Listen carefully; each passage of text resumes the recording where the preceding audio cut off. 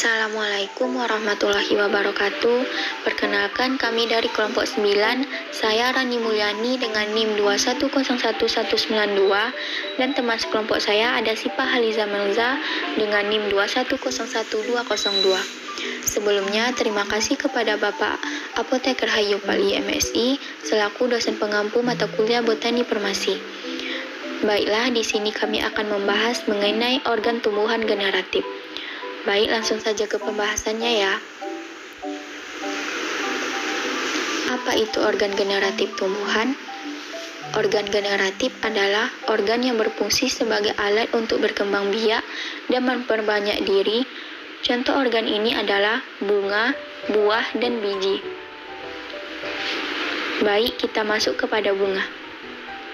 Bunga merupakan modifikasi suatu tunas atau batang dan daun yang bentuk, warna, dan susunannya disesuaikan dengan kepentingan tumbuhan. Penting bagi tumbuhan karena pada bunga terdapat sifat-sifat yang merupakan tanda pengenal tumbuhan yang paling utama. Bunga berfungsi utama untuk menghasilkan biji. Kita masuk kepada sifat-sifat bunga. Pada umumnya, bunga mempunyai sifat-sifat seperti berikut. Yang pertama, mempunyai warna menarik. Yang kedua, biasanya berbau. Yang ketiga, bentuknya bermacam-macam. Dan yang keempat, biasanya mengandung madu. Selanjutnya, struktur bunga. Struktur bunga ada daun mahkota, kepala sari, tangkai sari, kepala putik, tangkai putik, bakal buah, bakal biji, dasar bunga, daun kelopak, dan yang terakhir tangkai bunga. Kita bisa melihatnya pada gambar di samping. Struktur bunga. Ada kelopak bunga yang berfungsi melindungi bagian-bagian bunga lainnya sebelum kuncup mekar. Dan yang kedua ada mahkota bunga yang berfungsi membungkus dan melindungi putik dan benang sari selama kuncup bunga sebelum mekar, menjadikan atraktan atau daya tarik bagi serangga penyerbuk saat bunga mencapai reseptif dan siap melakukan penyerbukan. Dan yang ketiga ada benang sari yang berfungsi alat perkembangbiakan jantan yang terdiri dari tangkai bunga dan kepala sari, dan yang terakhir putik. Berfungsi sebagai alat perkembangbiakan betina terdiri dari kepala putik dan tangkai putik. Baiklah, di sini saya akan membahas perbandingan bunga sempurna dan tidak sempurna. Bunga sempurna adalah bunga yang memiliki dua jenis alat kelamin, yaitu putik dan benang sari. Bunga lengkap adalah bunga yang mempunyai seluruh bagian-bagian bunga seperti kelopak, mahkota, putik, dan benang sari. Bunga tidak lengkap adalah bunga yang tidak memiliki salah satu bagian bunga. Jadi, bunga lengkap itu pasti bunga sempurna, tapi bunga sempurna belum tentu bunga lengkap. Selanjutnya kita masuk pada penyerbukan pada bunga. Penyerbukan merupakan jatuhnya serbuk sari pada kepala putik atau jatuhnya serbuk sari langsung pada bakal biji. Serbuk sari ini dapat mencapai kepala putik biasanya dibantu oleh perantara penyerbukan yang disebut polinator atau vektor. Kita masuk kepada buah.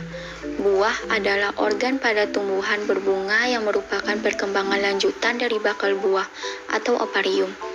Buah biasanya membungkus dan melindungi biji. Fungsi utama buah yaitu sebagai pemencar biji tumbuhan. Bagian bunga yang dapat berkembang dan ikut menyusun buah. Ada daun pelindung, misalnya klobot pada tanaman jagung. Yang kedua ada daun kelopak, misalnya pada tanaman terong. Dan yang ketiga ada tangkai putik, misalnya pada buah jagung. Yang keempat kepala putik, misalnya pada buah manggis. Dan yang kelima ada tangkai bunga, misalnya pada jambu monyet. Dan yang terakhir perhiasan bunga, misalnya pada nangka. Kita masuk kepada bagian-bagian buah.